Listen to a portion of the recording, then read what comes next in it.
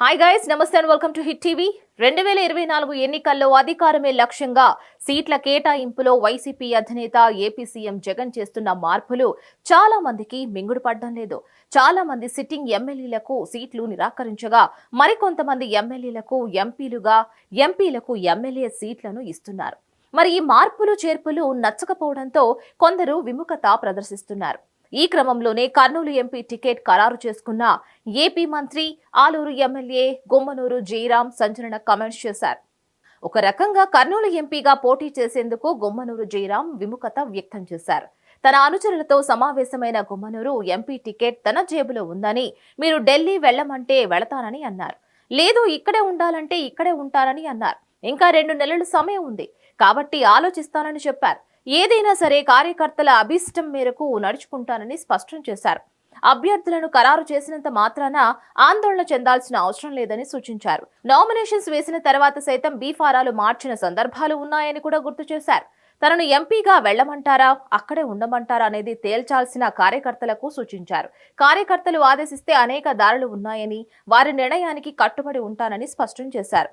15 ఏళ్లుగా సహకరించిన కార్యకర్తలకు ఎంతో రుణపడి ఉంటానని, మంత్రిగా తాను ఎన్నడూ గొడవలకు ప్రోత్సహించలేదని చెప్పుకొచ్చారు మంత్రి జయరాం.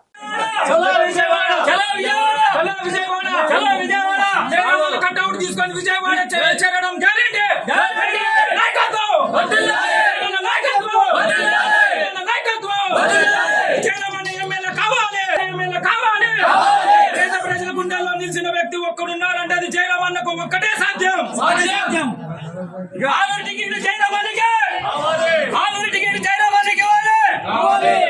మరిన్ని అప్డేట్స్ కోసం keep watching hit TV.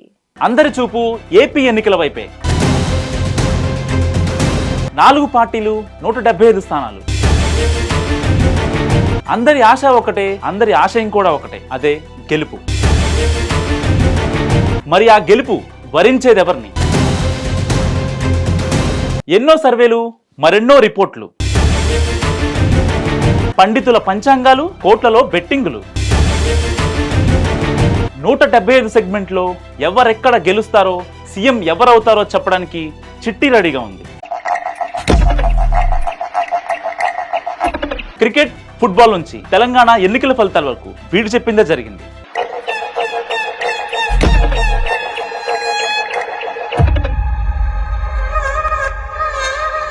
AP assembly ఎన్నికల తర్వాత అసెంబ్లీ గేటు తాకేదెవరు, మరో 5 ఏళ్లు ప్రతిపక్షంలో ఉండేదెవరు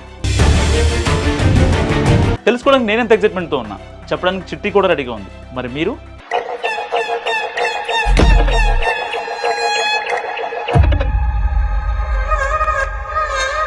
చూస్తూనే ఉండండి మీ హిట్ టీవీ.